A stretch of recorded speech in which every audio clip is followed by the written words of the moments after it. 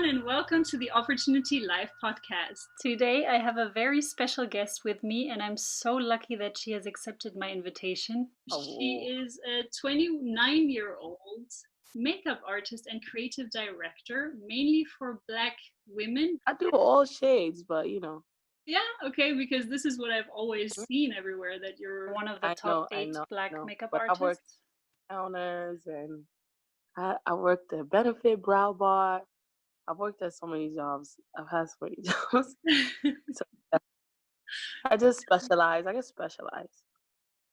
In 2016, when you were only 24, you came out with a Black women Moshoodat series. I'm not entirely sure how they called it exactly, but it was portraying African women and trying to show their beauty and their glow. You were using a lot of glitter and colors. That's how I got to know from you. I would like to know your story. How did this happen that you were born and raised in Nigeria and now you're living in New York? No, I got I'm born and Wow, my sources are bad. that online too. I read that online and it was like I'm born in Nigeria. I was like, what? I never. It's so funny. I'm born in New York. I'm a Brooklyn girl, and my family's Nigerian. I'm a first generation Nigerian. That's why I don't do introductions, or I shouldn't be doing introductions. I should just be like, okay, tell me about you. No, it's okay. It's just so funny. I need to actually try to. I don't know, who do you call? Like, take that down. I don't know, because I saw it online. I seen that about myself before. I was like, wow, okay. Yeah, I started off with makeup when I was 18. I decided to cut my hair. I was an extreme tomboy. And then I cut my hair and I was like, oh, I gotta put makeup on. And then I also liked how it made me feel. And I like being able to like fill in eyebrows for people who are like, going through chemotherapy or things like that. I was just like, oh my God, this thing is really dope. It's amazing. And then I got into makeup. And then I was trying to get signed to agencies and things like that. And literally, like, it's so crazy how like life has changed within a few years time span, because when I started doing makeup, I was like 18, 19, and that was when it was still like I was a Mac girl. I worked at the Mac counter. I was like, and I just was so pressed on getting signed and becoming like a signed or agency makeup artist. And I remember just giving out my portfolio and having a hard time trying to get, signed to an agency because they were looking for a particular thing. And um, I wasn't happy. And then I just wanted to quit so bad. Um, and a long story short, I'm just kind of, I guess, wrapping up the story. I wanted to quit so bad, but I didn't because of Island Boy. So the guy who shot all of those photos, he actually saved me from quitting makeup. But I was like, yo, I'm done. I don't want to do this no more, because I always wanted to do avant-garde makeup. I was always into art. And I always knew that this was something that I wanted to do, but I kind of felt like people weren't really accepting of my ideas, especially because when you come from, I think, African and Caribbean parents, they want you to be a doctor, they want you to be a lawyer, they want you to do these things, and they don't make it easy for you to pursue your creative dreams. At least not literally. Life has just turned a whole new script within like the last 6 to 7 years. I feel like um, for most creatives, I think more creatives are welcomed and appreciated, and I believe that um, black makeup artists are appreciated more. Women of color are appreciated more. There's Fenty, there's all these brands. All these brands are making all the shades to fit every woman now. So it's like the dynamics of the world has changed so much from when I decided that I wanted to pursue my dreams. And I think, just thinking about it, I'm just so grateful that I stuck to my guns, because I'm just happy to be here at the right place at the right time. Just knowing that in my heart, like, yeah, I didn't make the wrong decision. Everything worked out for the better, and just being able to have a perspective, or have my art speak volumes, because I chose not to shift who I was. And I think that it's so important to just stick to your character, even when it pains you, even when you're lost. I just feel like God just doesn't let you down. Because I'm telling you, I sat down and I was doing my interview for I think I think it was Delta, because I've always wanted to be a flight attendant, because I've always loved traveling. I always knew I wanted to be a flight attendant. But I'm traveling for a living anyway, so it works out. But I was doing my interview and I was taking my time, And the photographer Joey was waiting for me, like, hey, come, come, come. And then I came like maybe 3 hours late. I did the makeup so fast. Everybody was so happy on set. And I was like, okay. And then Joey was like, yo, why, what took you so long? And I was like, oh, I'm doing an interview. I'm trying to get a job. They're like, I was really trying to be in the air. And then he was like, why are you doing that? And I was like, I'm not really happy. Nobody lets me do my art. He's like, you know what, Mo? If you let me take your photos, let me take your photos all year for this whole year. And if you're happy, if it works out, we'll stay. He just encouraged me to not quit. And those same photos we took went so far, so far, so far. It takes one yes and like one person to believe in you, even when nobody does. That one yes did so much for me, and so much for my mental health, and so much for my self-esteem. Just to know that the same thing that everybody's saying no to is the same thing that everybody's saying yes to when you do it at an appointed time. Everything is appointed. And so, yeah. Then from there, it's just been a journey that of course opened so many doors. I got to do projects for so many Afrobeat artists. I did more projects for I do a lot of projects for cosmetic brands and just a lot. I do a lot for a living. And it's all based off of my ideas. So I started realizing like, wow, I have an anointing with ideas. Like my ideas go far. So yeah, I've just been flowing in my gifts and building myself in my gifts, and I'm really appreciative of how far I've come with my gifts. I'm just so thankful.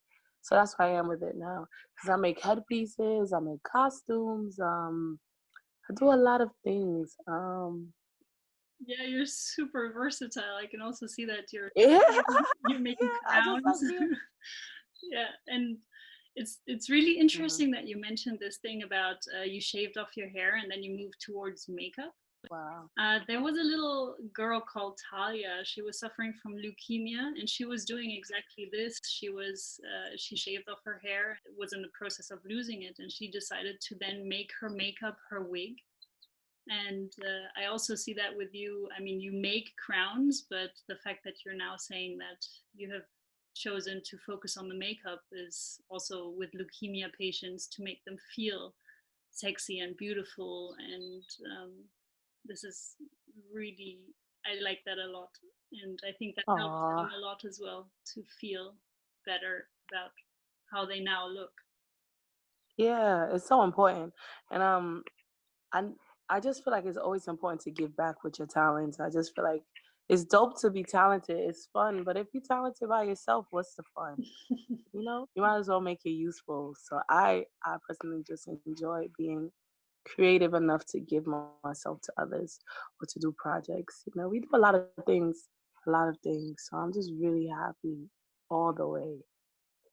This is really beautiful. How do you keep up your spirits like this? I mean, when you were at the point in time where you weren't sure and you were really pursuing the stewardess dream, then Island Boy came into your life. But were there times Hmm. where you had to get yourself back into I that mean, spirit as even well? even through everything, I still have to get myself back in spirits because what I realize is sometimes you have love in your heart, and everybody's intentions for creating is not the same, and that's very important for people to know. So I think even when I had to learn how to do certain things, or I don't know, advertisement, just the weirdest things. I just wasn't into all of those things because I was just trying to be talented. So, like, maybe if you're like a full blown influencer, you have to make this deal and do this and do that and post this 3 times a day. It took a lot out of me, like little things like that, because all I knew was to pursue my joy. I'm only known how to make myself happy. Actually, now that I think about it, I always pursue my joy in my business. Like, whatever it is that I want, I go for it, and I'm always thankful in the end. But no, I don't know. I just feel like every day you gotta lift yourself up, and I pray a lot. I pray, I meditate, I listen to sermons. Yeah, I love sermons, and I love to worship. I love worship music. I really love to worship God. It also just puts me in a better space. It's just like reverence. Just always remembering somebody got your back, and everything is in control is the biggest thing for me because a lot of things just be looking like a free for all, and you don't know what you're gonna do after, but just worshiping is the biggest thing for me. I have playlists of worship music, yeah, and all kinds. I love all kinds of worship music, like all kinds concerning like Christian worship music. Or just empowering music, music that have a good message. Maybe you want to listen to Lauryn Hill or Angie Stone. That's just what helps me keep going because I don't know how to dwell in my emotions as far as when they're not positive, and I can't even tell when I'm frustrated until I've burnt myself out. I don't know if that makes sense. I'm a person that if I'm stressed out, I can't tell until my chest hurts. I can't tell until I'm like my anxiety is taking control of my whole body. So it's like I just love joy that much that I really don't even feel too much pain. It's weird. In a good way. I'm happy I'm weird like that, but it's a little weird. It can be dangerous when you feel like, Right. and then you don't really feel like okay, this is the limit that I have to take care of. I feel limitless. That's literally it. I just feel so limitless. And then sometimes life just be like, "You're human," and I'm like, "Okay." Yeah. But other than that, I don't know. It's just in me. I just work hard because I know there's a day my body won't work. I know there's a day I'll just be on a. I mean, who wants to admit it? But on a cane, walking slow, talking like this. Oh my god! And so I better have fun and know that hey, I worked. I enjoyed my life. I made masterpieces. I just want to make masterpieces for the rest of my life. So it's just like I just want to keep going. And I think it's an adrenaline rush for me. Can I outdo myself? Wow, I've outdid myself. Can I do this? Wow, I could do this. It's like I just feel so like I just feel adrenaline. That's the best way I could say it to you. I'm so into succeeding. I'm so into succeeding and seeing myself in a whole new dimension. And I just feel like, okay, you've accomplished this now. Wow. Let's see how far you go with this. Okay, boom. And let's see how you take this up. Okay, boom. And that's how I really live my life. So do you use visualizations on, like, do you do that on purpose, or does that just happen to you that you have a fixed idea? And have you ever gotten in contact with these aspects of the universe can give you what you ask for, or really believing in that this is what you're going to I think get? it's all of it. No, I don't think any project or any dream or any goal is the same. And um, okay, because I'm super Christian, I just have Christian references. So, like, for example, like the Bible, it talks about how everybody has spiritual gifts. Somebody could be a prophet, which is like visions, dreams, or things like that. Somebody could hear from God. Somebody has miracle gifts. No gift is the same kind of thing, if that makes sense what I'm trying to say. Where it's like there's so many different styles of God. There's so many different styles you could feel God. You could feel him in your body. Some people are empaths to the point that they can feel like whatever is happening to you on their body, on their bones. And so I say that to say, I think that's the same thing with creativity. You could catch it like a feeling. You could catch it like an idea. You could feel it in your heart. You could hear it in your ear.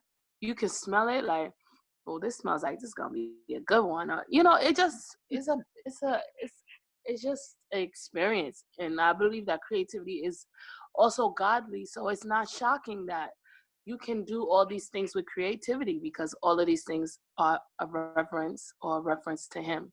And that's just my opinion. So when it comes to creativity, it just depends. I don't have like a strict go to, but I do know I have the ability to see patterns and say, okay, I know what this is gonna happen. I know how this is gonna work. I had a daydream of this. I gotta do this very soon. Okay, I'm hearing this. Okay, something in my ear is just making me feel like I gotta do this. Or sometimes you just can't sleep. Like, oh my God, I can't sleep. I gotta get this idea out of my body. What is this? You see how so there's so many different styles or feelings or energies to creativity. Hmm. So whichever one catches you, you better go and run with it. Perfect. Yes. I mean, I was just about to ask you, what would you suggest for someone to find their passion, to follow on what they want to do, or how to find it even, because some are lost in how to Hmm. even find it. But I like that you're talking about all of those senses, so maybe this would be Yeah. better. And I think that's when you start to realize you're multi-talented. If you look for like a same go-to way to do something, you mess yourself up, you know? That's the best way I could say. So it's like maybe when it's music and you're a great dancer, you feel it in your body. That's a feeling in your body, you know? But if you're a writer, it's something in your mind. It's something that you need to reflect and write down. But if you're not getting in tune with this body energy, you're not getting in tune with your mental energy, you're not getting in tune with your heart energy, how do you know how talented you are? You have to take time with your creativity. And I know, honestly, I'm very lucky, not lucky, but I would say blessed. I don't really use the word lucky, but I feel very blessed because, you know, I spent my whole 20s, my 20s is almost over. Like I spent my 20s learning my art. I spent my 20s being a creative. So I feel like a lot of people don't get to say they spent their entire 20s discovering all their talents. I don't think so. And I don't even think I discovered all of my talents yet, but there's things that I know my friends were doing that I didn't get to do really.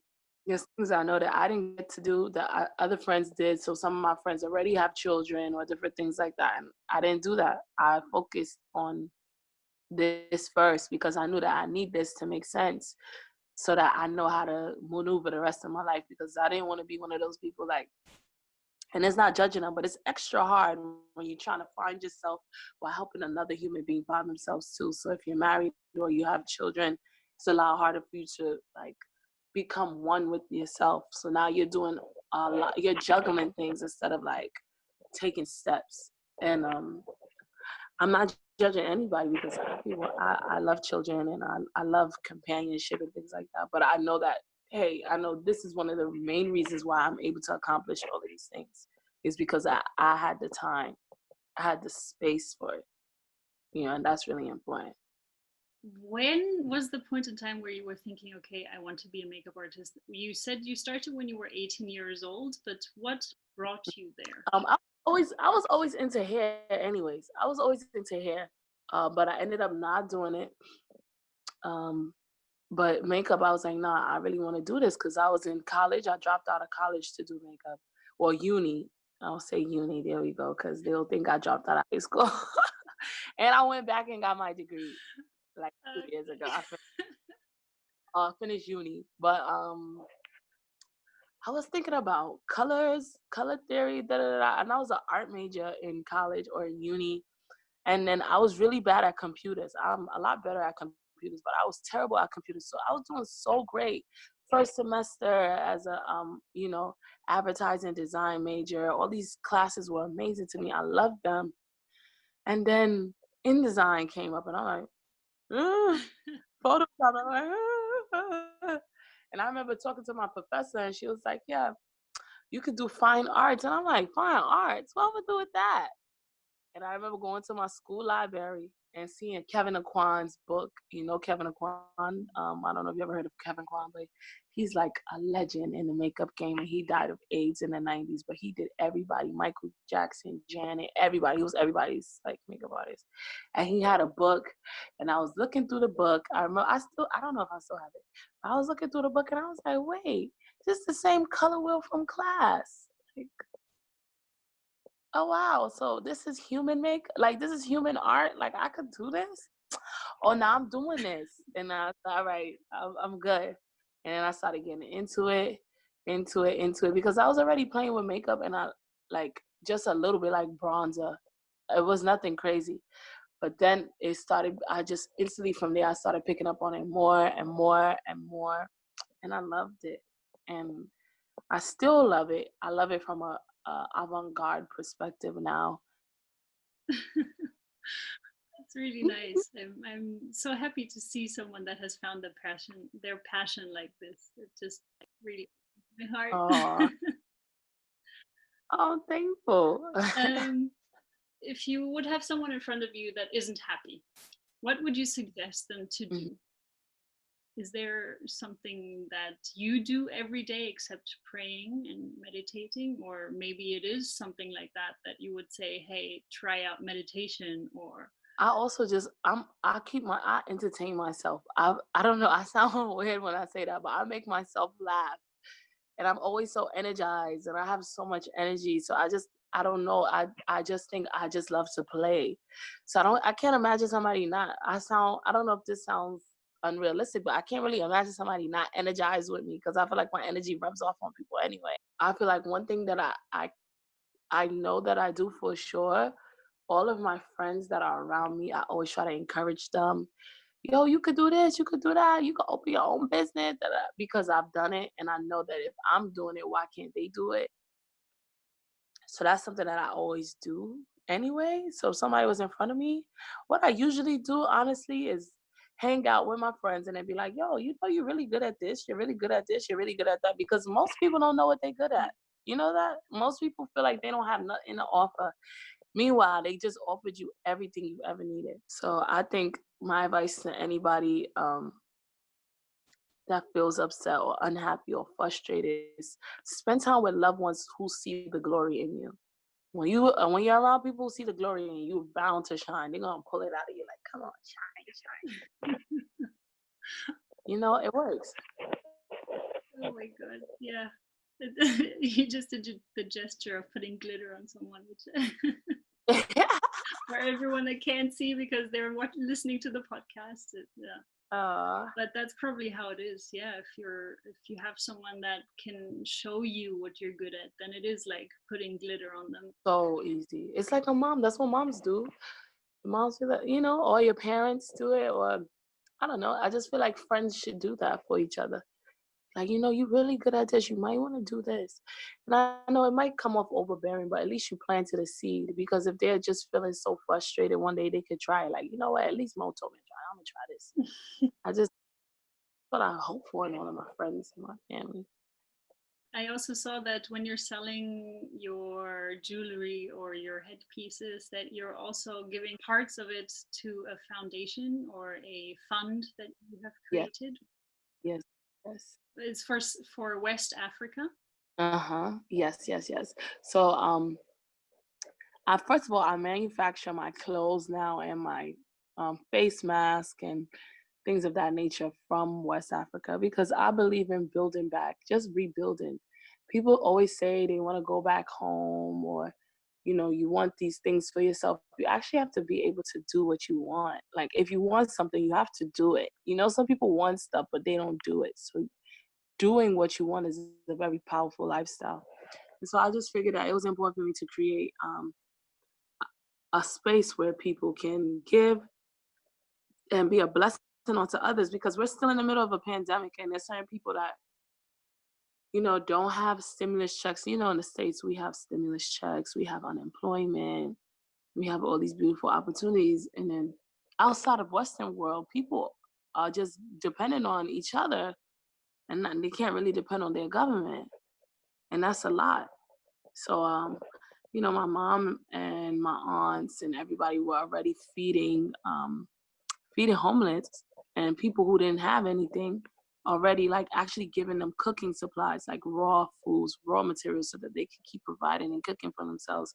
And I thought that was the perfect way for other people to be able to bless or give on to somebody else and to be a blessing. And I just encourage people to give and to love others because even when you got it bad, somebody got it way worse and you might want to cry and you have no reason to when you look back and you see all the things that God has done for you. So that's a big thing for me. Just charity in general. I'm big on charity. I love giving myself. I actually really love servicing people and taking care of things in my own way, as long as I'm enjoying it. Yeah, I can see that already because you're also here with me right now. So this is already a big gift to everyone Oh listening. No, no. seriously, I'm not joking because I mean, you have plenty on your plate, and to come on a podcast like this that is just starting, it's not something that. Yeah, it's just starting, but you don't know where it's going. Thank you so much for this. Great. I'm thankful to be here. Okay, so yeah, for anyone that was listening, just check out her Instagram account and look at her Linktree link, and you will find the link to her foundation and to her Etsy shop Mhm. and her art. Check out her art; it's amazing, it's beautiful, and it really shows the beauty of everyone that has been taken on the photograph. Aw. So thank you very much for this, Moshoodat, and or Mo. Thank you for having me. I appreciate you so much. Thank you.